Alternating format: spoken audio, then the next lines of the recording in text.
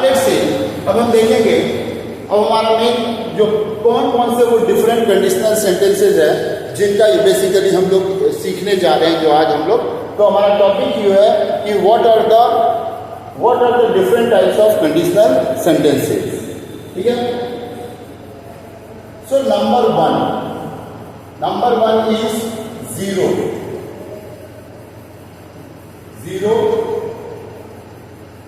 Number two first.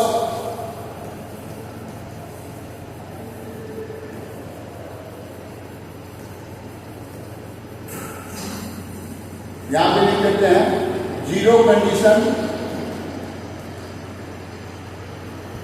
Sentence.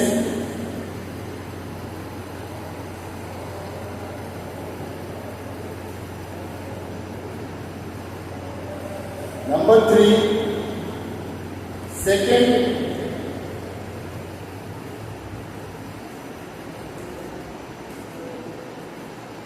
Conditional sentence. Number four third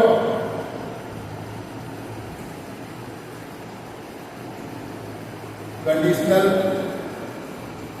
sentence. ठीक है, यहां से बात से पता चल जा रहा है कि कौन कौन पढ़ना है। एक है जीरो कंडीशनल, एक है first conditional, second conditional and third conditional. ये हमारे जो है कंडीशनल है, इनको हमको देखना है। सो हाउ टू यूज, सबसे पहला है कि इसको देखेंगे कि how to use zero conditional sentence. ठीक है, इसको नोट कीजिए।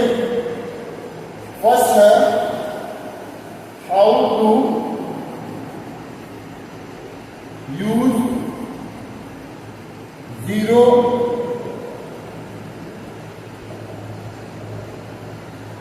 Conditional sentences. कैसे यूज करेंगे जीरो कंडीशनल सेंटेंस को, ये हम लोग अब देखने जा रहे हैं। Now let's see. Zero conditional sentences expresses general truths. Zero conditional sentence जो होते हैं वो ज्यादातर क्या चीज शो करते हैं? जनरल ट्रूथ, यानी सच्चाई को बताने की कोशिश करते हैं, जनरल ट्रूथ बताते हैं। ठीक है, तो zero conditional sentences expresses general truth situations या situations in which one thing always causes another, जिसमें एक कारण का दूसरा, एक के वजह से दूसरा कारण हमेशा जुड़ा हुआ रहता है।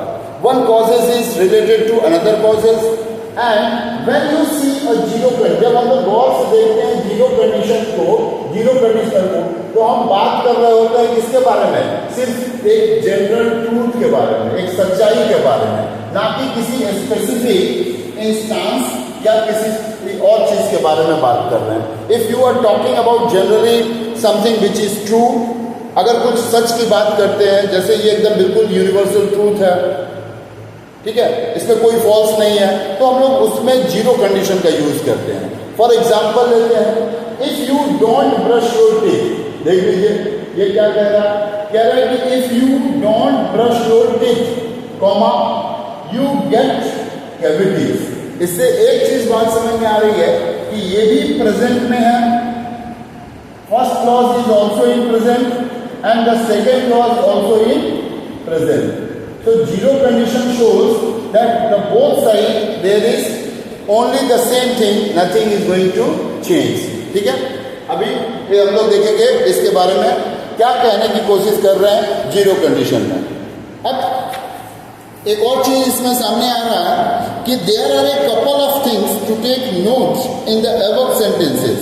इस ऊपर के सेंटेंस को हम देखें, if you don't, like another example, एक और एग्जाम्पल ले लें।